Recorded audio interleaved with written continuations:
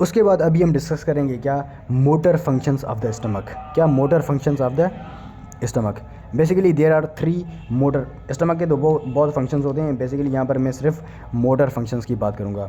Motor functions सिर्फ 3 होते हैं। Number 1 is the storage of the food, number 2 is the mixing of the food, number 3 is the emptying of the food.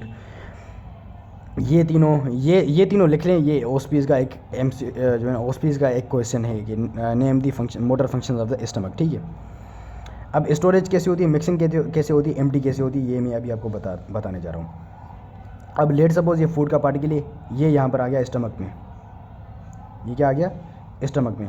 ये क्या आपके पास पूरा food आ गया।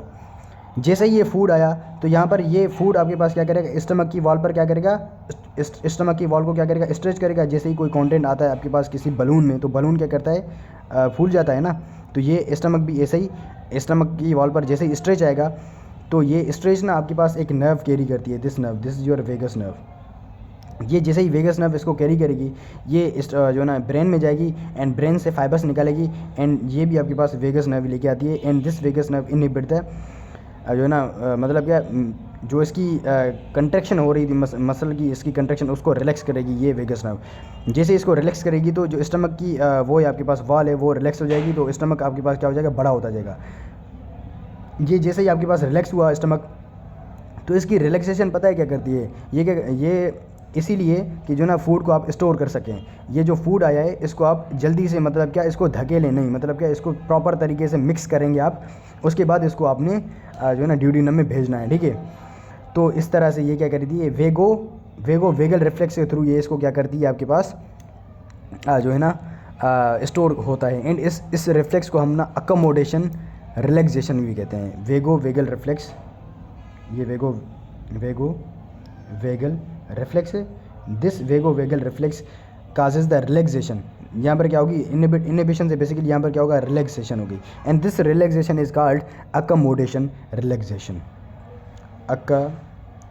Accommodation relaxation. ये एमसीक्यू में पूछते हैं, व्हाट इज़ अकोमोडेशन जो है ना relaxation and what is the relation between the vagal reflex and accommodation relaxation. ठीक है। अच्छा, ये यहाँ पर फूड की क्या हो गई, स्टोरेज हो गई। अब इसको मिक्स कैसे करेंगे, अभी आ जाएँ यहाँ पर मैं आपको मिक्सिंग बताता हूँ। यहाँ पर ये क्या है, पायलोरिक स्फिंक्टर है। अब इस डायग्राम पर आ जाएँ। ये फूड आया, यहाँ पर ये स्टोर हुआ, यहाँ पर ये क्या है, पायलोरिक स्फिंक्टर है। एंड ये क्या है, ये सेल्स हैं, इंटरस्टिशियल सेल्स ऑफ केजाल। ये कंटिन्यूसली यहाँ पर क्या कर रहे थे, स्लो वेव्स प्रोड्यूस कर रहे थे। जैसे ही स्लो वेव्स प्रोड्यूस होती रहेंगी, यहाँ पर स्टमक में मूवमेंट होती रहेगी।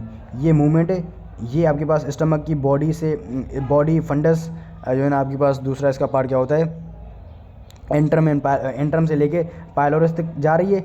एंड यहाँ पर अगर आप इसने देखा कि ये पायलोरिक नॉर्मली यहाँ पर क्या होता है, क्लोज्ड होता है। मतलब क्या, ये यहाँ पर क्लोज्ड होगा, ये यहाँ पर क्या होगा, क्लोज्ड होगा। तो जैसे ही इसने देखा ये क्लोज्ड है फूड ने, तो इस फूड ने क्या किया, प्रोपेल बेक किया। ये यहाँ पर प्रोपेल बेक करेगा, फिर से यहाँ जाएगा एंड फिर से ये जो है ना इसकी कंट्रैक्शन होगी एंड ये आपके पास आगे आएगा, पायलोरिक स्फिंक्टर फिर से बंद होगा। एंड ये इस तरह से क्या होगा, मिक्स होता रहेगा। इस मूवमेंट को हम क्या कहते हैं, प्रोपल्जन। इसको हम कहते हैं क्या, retropulsion. This is your propulsion and this is your retropulsion. ये मूवमेंट तब तक होती रहेंगी जब तक आपके पास जो फूड है become semi solid paste like material is called crime. Done until food mixed and become semi solid paste, उस पेस्ट को हम क्या कहते हैं, काइम। ये आपसे पूछा जाता है कि मिक्सिंग मूवमेंट्स कैसे होती हैं स्टमक में। ठीक है, होप कि आपको अभी मैकेनिज्म आ गया होगा। अच्छा, यहाँ पर मैंने आपको बताया ना कंट्रैक्शन होती है स्टमक में। तो कंट्रैक्शन बेसिकली स्टमक में 2 टाइप्स की होती हैं, एक वीक होती है, एक स्ट्रॉन्ग होती है। जो वीक होती है वो 80% होती है। And this 80% of the movement is called mixing movement. And 20% जो होती है वो एम्प्टी होती है। एम्प्टिंग अभी मैं आपको बताने जा रहा हूँ। ठीक है। अच्छा, यहाँ पर मैंने एक और चीज़ लिखी, ये जो पायलोरिक स्फिंक्टर है इसके लिए एक पॉइंट लिखिए, it does not open in mixing movement. ये मिक्सिंग मूवमेंट में ओपन नहीं होता, rather it will became more constricted. ये कंस्ट्रक्टेड हो जाता है और भी। ठीक है। अच्छा, उसके बाद अभी आ जाएँ किस पर, लेट सपोज ये सेमी सॉलिड पेस्ट बन गया आपके पास। अभी इसने आपको एम्प्टी करना है। तो अगर आपने इसको एम्प्टी करना है तो जो है ना आपने इसको रिलैक्स करना है। इसको रिलैक्स कैसे करेंगे, वही आपके पास नाइट्रिक ऑक्साइड वगैरह जो भी था VIP, इसको जैसे ही रिलैक्स करेंगे तो यहाँ पर ये फुल रिलैक्स नहीं होगा, इसमें जो थोड़ी सी स्लिट लाइक ना, थोड़ी सी जो ना वो बचेगी, मतलब क्या ओपनिंग होगी। तो वो जो थोड़ी सी ओपनिंग है ना, उसमें से थोड़ा थोड़ा सा फूड आएगा। ये देख रहे हैं इतना फूड इसमें पड़ा है, यहाँ पर थोड़ा थोड़ा सा आएगा, बिकॉज ड्यूडिनम पूरे को हैंडल नहीं कर पाएगा। अगर हम सारा भेज देंगे तो ड्यूडिनम उसको हैंडल नहीं कर पाएगा, इसी वजह से थोड़ा थोड़ा हमने रिलीज़ करना होता है। एंड ये रिलीज़ क्यों होती है, due to the strong movements. Strong movement आपके पास कितनी है, 20% है, और वो आपके पास स्टमक को एम्प्टी करवाएंगी। ठीक है, होप कि आपको इतना क्लियर हो गया होगा। अच्छा, ये तो हो गया। उसके बाद आपसे जो एग्ज़ामिनर ये इतना नहीं पूछेगा, एग्ज़ामिनर आपसे ये टाइम पूछना चाहेगा एंड बेसिक ये जो ना आपके पास नाम पूछ लेगा। ठीक है, जो आपसे एग्ज़ामिनर पूछेगा इसका कंट्रोल कि जो है ना आपके पास यहाँ पर होते हैं कुछ गैस्ट्रिक फैक्टर्स होते हैं जो इसको गैस्ट्रिक एम्प्टी को फेवर करते हैं, एंड कुछ ड्यूडिनल फैक्टर्स होते हैं जो इसको इनहिबिट करते हैं। गैस्ट्रिक फैक्टर्स में से आपके पास क्या आएगा, वॉल्यूम ऑफ फूड। क्या, वॉल्यूम ऑफ फूड। अब देखिए वॉल्यूम ऑफ फूड जैसे ही आएगा तो वॉल्यूम ऑफ फूड क्या करेगा, जैसे ही यहाँ पर वॉल्यूम ऑफ फूड आएगा तो जितना वॉल्यूम ज़्यादा होगा उतनी आपके पास यहाँ पर कंट्रैक्शन ज़्यादा होगी एंड मिक्सिंग मूवमेंट बहुत ज़्यादा होगी। तो यहाँ पर इसको जल्दी से क्या करना चाहेगा, स्टमक इसको फारिग करना चाहेगा। ठीक है, वॉल्यूम ऑफ फूड जितना ज़्यादा होगा उतनी आपके पास स्टमक में कंट्रैक्शन ज़्यादा होगी, एंड ये आपके पास फेवर करेंगे किसको, एम्प्टी को। Basically gastric factors stimulate empty of the stomach. ठीक है, ये एम्प्टी ऑफ द स्टमक को स्टिमुलेट करते हैं। उसके बाद दूसरा इसमें फैक्टर्स क्या है आपके पास, इसमें दूसरा फैक्टर क्या है, is the gastrin hormone. Gastrin hormone क्या करता है, HCl की सिक्रीशन करवाता है, ये मैंने अभी आपको ऊपर बताया और पहले वाली वीडियो में। And increase the motility and the velocity of the stomach contraction. ये इस तरह से क्या करता है, इसकी एम्प्टी को स्टिमुलेट करता है। ठीक है, ये दोनों MCQs तो आते ही आते हैं, MCQs ऑस्पिस जो भी कहते हैं आप। ठीक है, ये दोनों क्या करते हैं, फेवर्स द स्टमक एम्प्टी। उसके बाद आते हैं duodenal factors which inhibit the gastric empty. वो कैसे, वो मैं अभी आपको बताता हूँ। यहाँ पर ड्यूडिनम में एस सेल होते हैं, एस सेल क्या करते हैं, सिक्रेटिन रिलीज करते हैं, and this secretin increase the pancreas to release the HCO3।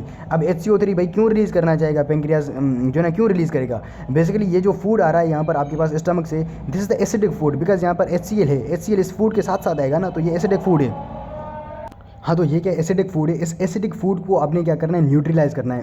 इसको न्यूट्रलाइज करने के लिए आपको क्या चाहिए, HCO3, इसीलिए यहाँ पर प्रोड्यूस होगा। And this secretin also inhibit the gastric empty, मतलब क्या उसकी मोटिलिटी को भी डिक्रीज करता है। ठीक है, उसके बाद यहाँ पर क्या ISL क्या करेंगे, यहाँ पर CC के रिलीज़ करेंगे, इन दिस CC के काज the gall bladder contraction, and this gall bladder, इसकी जब कंट्रैक्शन होगी तो मैं ये जैसे ही कंट्रैक्ट किया मैंने इसको, तो यहाँ से क्या होगा, गाल ब्लैडर से क्या निकलेगा, बाइल निकलेगा एंड HCO3 निकलेगा, एंड ये आपके पास ड्यूडिनम में आ जाएगा। ठीक है, बिकॉज बाइल आपके पास second part of the duodenum में खुलता आता है। ठीक है, उसके बाद यहाँ पर ये एक और सेल होता है जो रिलीज़ करता है GIP, गैस्ट्रिक इनहिबिटोरी पेप्टाइड। ये गैस्ट्रिक इनहिबिटोरी मतलब क्या, उसको इनहिबिट करके। एंड CC की also inhibit the gastric motility, मतलब क्या उसको एम्प्टी होने नहीं देता। ये क्या है, ड्यूडिनम के सेल्स हैं। उसके बाद यहाँ पर जो मैंने चीज़ें लिखी है, is the over distension inhibit the gastric empty, irritation of the duodenum inhibit the gastric empty, highly acidic content या फिर एसिडिक कंटेंट आपके पास इनहिबिट करता है गैस्ट्रिक एम्प्टी को, and improper protein digestion inhibit the किसको, गैस्ट्रिक एम्प्टी को।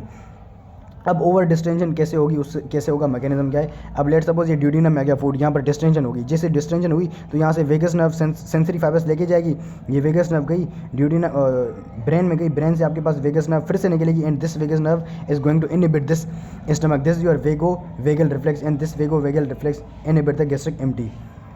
उसके बाद यहाँ पर क्या है, एक और रिफ्लेक्स है, यहाँ पर डिस्टेंशन हुआ, एंटेरोगैस्ट्रिक जो मैंने बताया था, स्टमक से आपके पास इंटेस्टाइन से आपके पास स्टमक में या एंटेरोगैस्ट्रिक, ये भी इसको इनहिबिट करेगा, ये मैंने आपको पहले बताया था। ठीक है, उसके बाद ये आपको बेसिकली पूरा क्लियर होगा। एंड ये जो बताया ना यहाँ पर गैस्ट्रिक एंड ड्यूडिनल फैक्टर्स, ये कभी नहीं बोलना, ये फैक्टर्स आपके पास स्टिमुलेट मतलब क्या, favours the gastric empty, and ये factors inhibit the empty gastric empty. ठीक है, ये आपसे बेसिक पूछा जाएगा। एंड सीसी के क्या फंक्शन, सीक्रेटिन का फंक्शन कभी नहीं बोलना, एंड ये दोनों रिफ्लेक्स कभी नहीं बोलना, ठीक है। उसके बाद यहाँ पर मैं कंडीशन बताता हूँ, उस कंडीशन को हम बोलते हैं क्या, पायलोरिक स्टेनोसिस। ये आपके पास कंजेनाइटल भी होती है। बेसिकली इसमें क्या होता है, ये जो पायलोरस है, ये आपके पास पायलोरिक स्फिंक्टर, ये बिल्कुल कंस्ट्रिक्टेड ही रहता है। ये आपके पास यहाँ पर खोलता नहीं है। जैसे ये खोलेगा नहीं तो फूड यहाँ पर आगे नहीं जाएगा। तो इसमें होगा क्या, जो बंदा आपके पास कोई भी खाएगा तो वो ना आपके पास उसी टाइम पर ना वॉमिट आउट करेगा। एंड ये जो वॉमिटिंग होगी, this vomiting should be projectile and non bilious vomiting. ये चीज़ मैंने आपको बतानी थी। ये यहाँ पर क्या होगी, प्रोजेक्टाइल होगी, बिकॉज ये यहाँ पर बिल्कुल कंस्ट्रक्टेड है। तो इतने फोर्स के साथ ना वो वॉमिट आउट करेगा कि वो प्रोजेक्टाइल, मतलब क्या, वो बिल्कुल बॉडी से बिल्कुल दूर गिरेगी, मतलब क्या प्रोजेक्टाइल होगी, ठीक है। उसके बाद क्या, नॉन बिलियस, बिकॉज बाइल खोलता ही second part of the duodenum में है, तो वहाँ उसमें कोई भी बाइल नहीं होगा, ठीक है। This is the mechanism of pyloric stenosis. उसमें क्या क्या होता है, होप कि आपको ये पूरा क्लियर हो गया होगा। So this is all about the motor functions of the stomach. Hope कि आपको क्लियर होगा पूरा।